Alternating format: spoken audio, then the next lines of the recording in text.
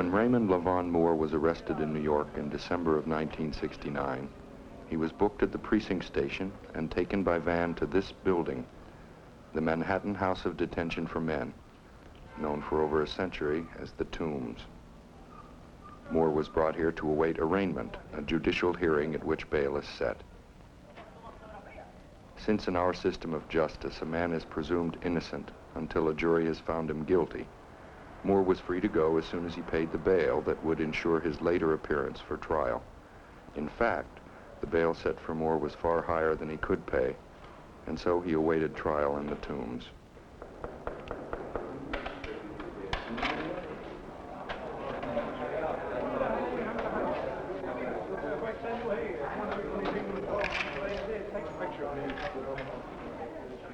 The Constitution guaranteed Moore the right to a speedy trial. Moore waited in his cell at the Tombs for over 10 months.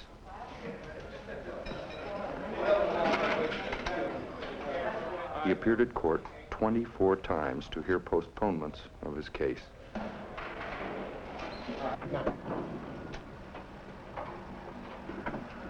During this time, Moore began showing signs of what would later be called escalating psychosis. The layman might say deepening despair. After an argument with guards over the distribution of medicine, Moore was binged, put in solitary confinement, in a steel box measuring 5 by 7 feet with one tiny window and no running water. There, on November 3rd, 1970, Raymond LaVaughn Moore hanged himself with his belt. The Tombs ain't never been shit. And the Tombs ain't gonna never be shit. I just better get mine together. Tombs ain't shit. I wish I'd known they was coming. Damn right.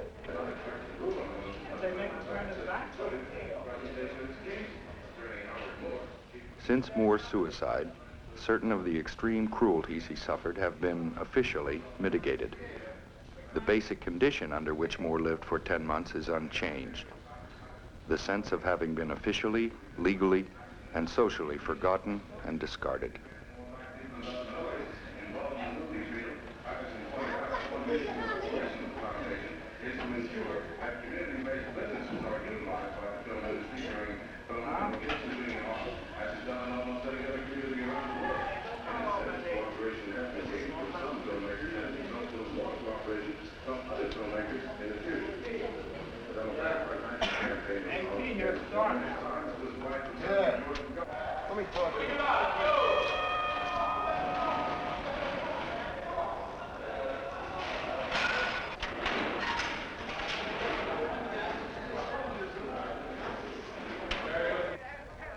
Though not a prison, the Tombs has, of course, a prison schedule.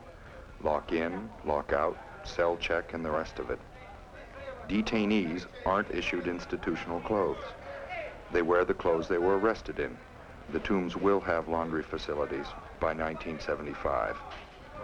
There's a small library, but it's not much used. There is no outdoor exercise.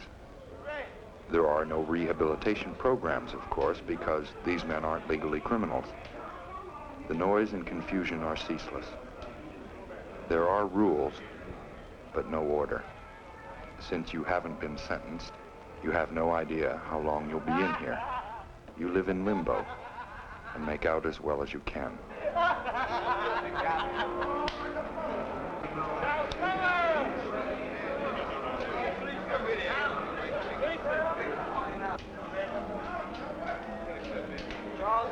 Charles Miller. Vincent Finn. Right here. Salvador Castillo. George Valentine. And I'm gonna tell you something right motherfucking now, man. Now, anytime you wanna kick my motherfucking ass, you try that shit. You understand? Cause I'm sick of your bullshit. You talk too fucking much. You understand? You talk too, I'll kick your ass, man.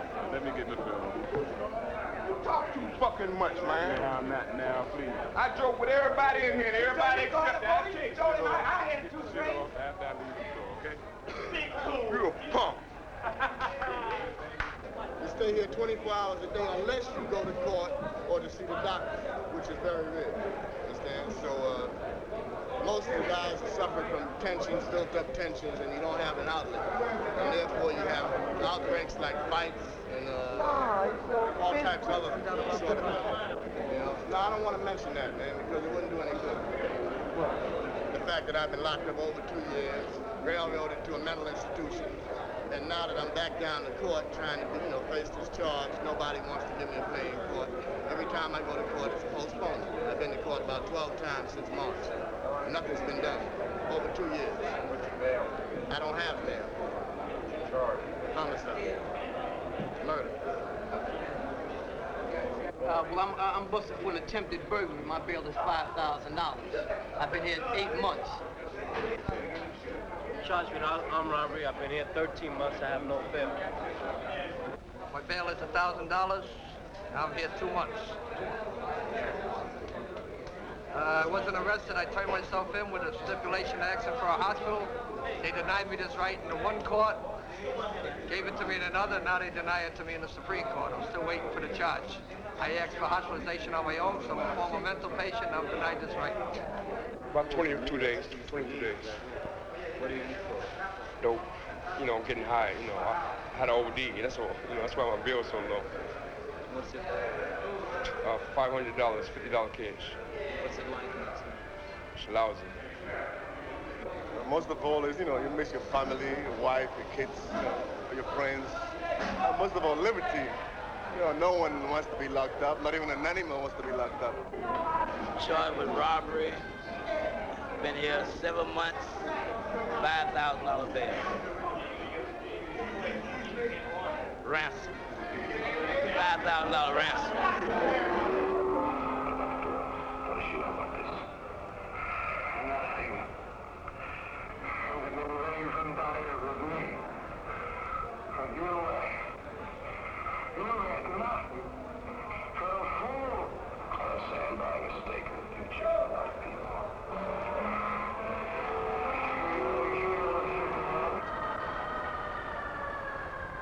While the prisoners wait on the inside, their friends and relatives wait on the outside.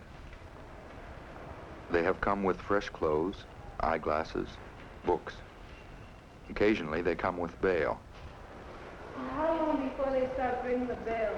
How long before they start bringing the bail? Probably 4:30.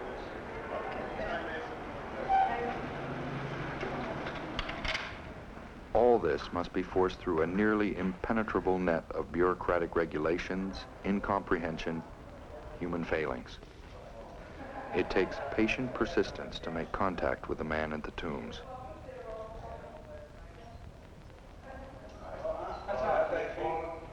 He needs the papers tomorrow. Well, all right. I'll ask somebody out there and see if they know anything about it, Okay, right. Hey, Lee, you know anything about Scotty leaving some papers around for an inmate on the 5th floor? Notarized paper? You didn't say anything, huh?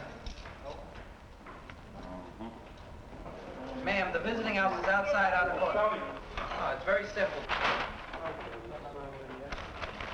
You must take them to the visiting house outside. Here, put that in the envelope. Go over there to the cashier. Now, may I help you? Sir, you speak Spanish? She speaks Spanish? No, she. What she speak? She speaks Spanish, but she speaks English. Yeah, but you speak Spanish. Yes. All right, you tell her that she must make a formal request for shoes. And when she comes back to visit him, it'll be okay. No. He must make a request. And they must be brand new shoes.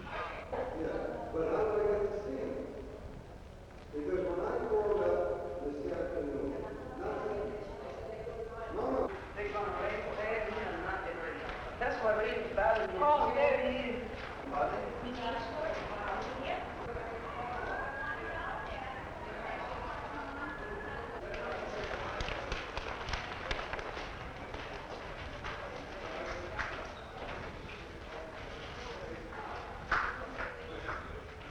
The amount of money needed for bail isn't usually the whole amount, Only enough to pay a bail bondsman to bond the prisoner. 100, 500. A few $100s can buy a man months of freedom while he waits for trial. But if you don't have 100 or can't get it, might as well be 1,000,000. And statistics have shown that if you wait in here for trial, you're more likely to get convicted and more likely to get a stiffer sentence than if you'd been out on bail.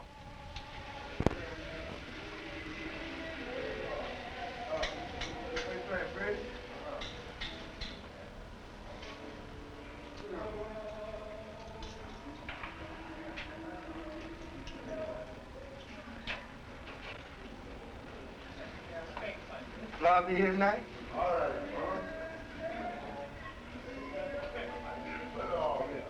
Albert Glick, Warden of the Tombs, 1972. You don't find prisons designed with windows to be seen by the general public. The ordinary layman and laywoman who doesn't even get involved with their own schools to see what subjects they're teaching. They don't get involved with their own hospital to find out if they have enough machinery there to save the lives of their loved ones. They're a little bit reluctant to go to a prison, as it were, where perhaps the scum of humanity is housed in their viewpoint. They don't realize that 99% of these people will be on the street in less than 1 year, and they are their neighbors.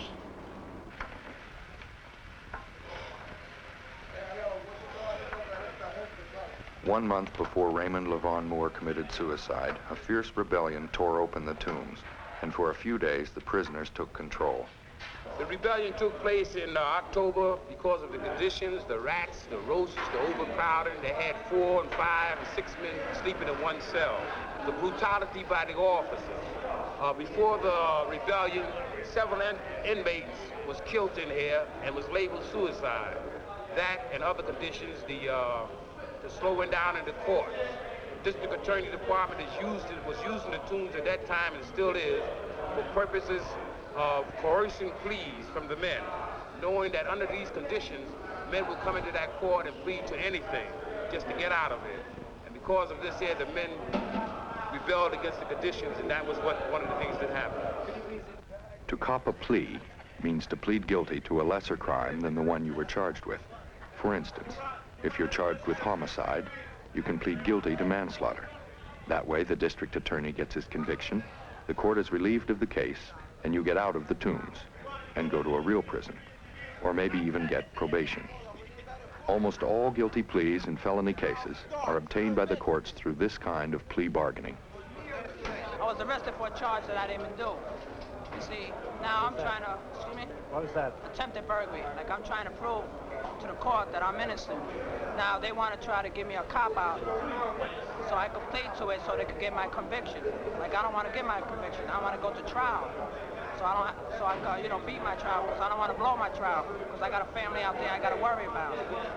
But, see, my bail is $2,500. They didn't want to lower it. They didn't want to lower my bail because the judge waived it to the grand jury. And the complainant wanted to drop the charges. And like, I went back to court on the 18th, May 18th, and they dropped it down to $500 cash. And I still can't get out because my family got no money and I don't got no money to get out.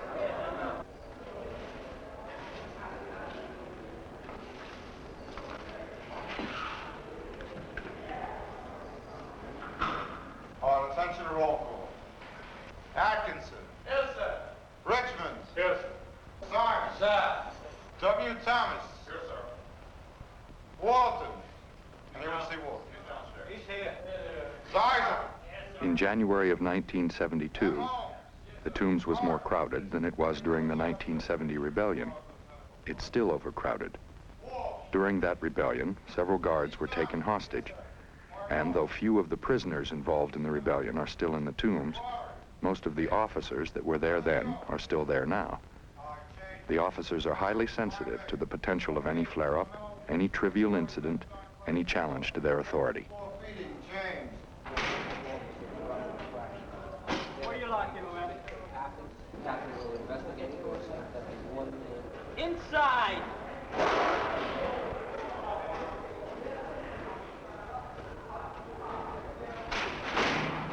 Now, he's locked out now. I advise him that there is food coming up for him and that he should lock in, and he's refusing to lock in now. And one of them is that that he's making his case worse than it is, where I'll be compelled to write another infraction on him for refusing to lock in. Write another infraction on him. One of our fellow inmates was at the gate while they was being served. It was very crowded in there. It was too crowded. Even the people that was getting their food couldn't even pass by us. So like we was holding the gate because the officer closed it on us. And the officer got mad and told him to let go of the gate. And we refused to let go of the gate. I advised them to lock in. They refused the direct order from the officer. Now it's the officer's prerogative to write an infraction, which he's going to do so. And then the captain will be notified. And in turn, the case will be investigated to determine what disciplinary actions will be taken upon the inmates. Definitely bring up the riot squad. The riot squad is the beat-up squad. We'll beat you up. You understand? And we'll gas you with no questions whatsoever. This is when y'all wasn't here. Now that you're here, they're trying to show a little maturity and they're bringing up a captain and he'll hear us out. And while you're gone or something like that, he might bing us. A bing is like a solitary. You understand? You have no privileges. You lose all your privileges. And this is not right. What's the problem?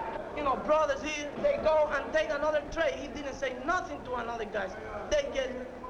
He said it to me. You're not gonna take another tray. I see people take 3 trays. He say, don't take another tray. But he still gets the tray. He didn't say nothing to them. So your complaint is that you're supposed to get another frank. That's all? No, because they're frank. No, the way they train it. We are men, Yeah. We are in a prison and we like they be training like a man, not like a, little boys. Yeah. You know what I mean? Okay. Now, what's your complaint?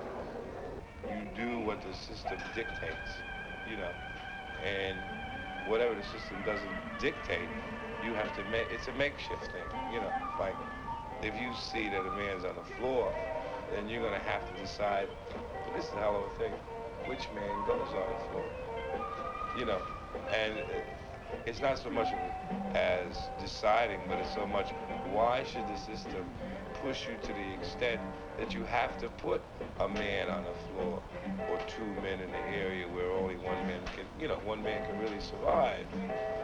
And, so you get hostile. Your attitude is, you don't give a damn about the system. You don't give a damn about nothing because of the fact that nobody's paying attention.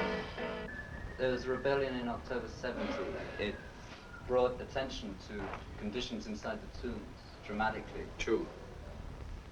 Will there be another one? Well, all I can say, I don't know. If it does be, I just hope I'm mistaken. But it seems that the officers themselves feel there will be another one because the conditions has changed, but only slightly.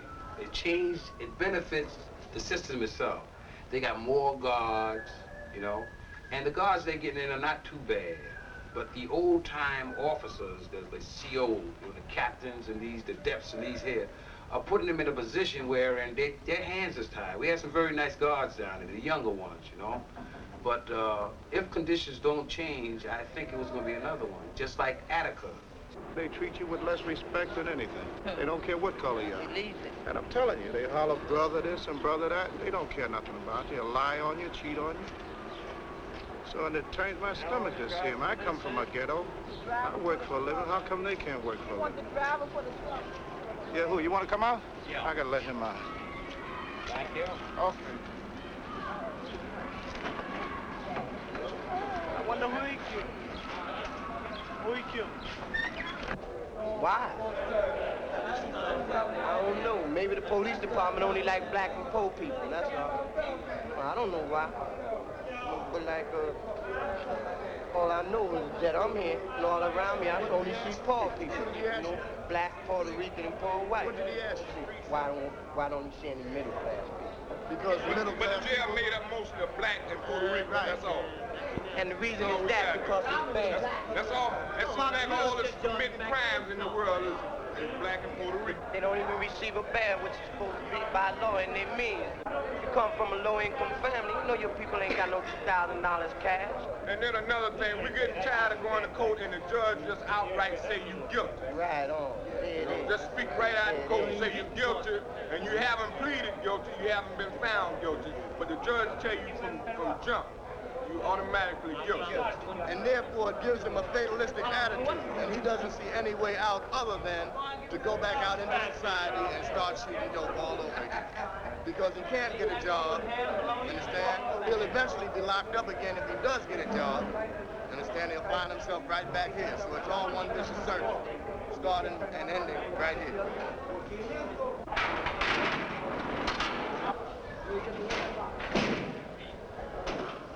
That's the deadlock on it now.